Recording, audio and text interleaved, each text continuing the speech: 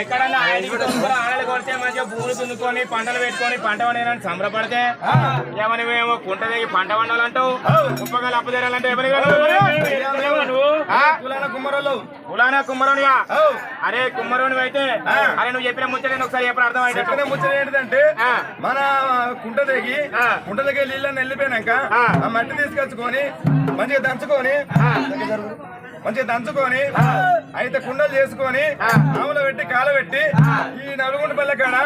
ఇది నేనే ఇచ్చిన అది కాకపోతే ఓనమ కుండలు కాకపోతే ఇది కుమ్మరాడా నువ్వు ఐడికి తోలుతున్న చిన్న ముద్దల పెద్ద ముద్దల జోరి కాదులు ఇడివాడి వానలు కొట్టినాడు చెరుకుంటలు ఎండి పచ్చడి వాడి మంతడి తెగినాక ఒండ్రు మట్టి తీసుకొని వచ్చి మంచిగా మట్టి తయారు చేసుకొని ఆ ఐరన్ కాగులు అది లింగాల పేర్పులు ఆ మల్లన బోనాలు ఆ మనుషులకు కూడా లగ్గలకైతే కూరలు నీళ్ళు అన్నిస్తావు బరాబరే ఉందిరా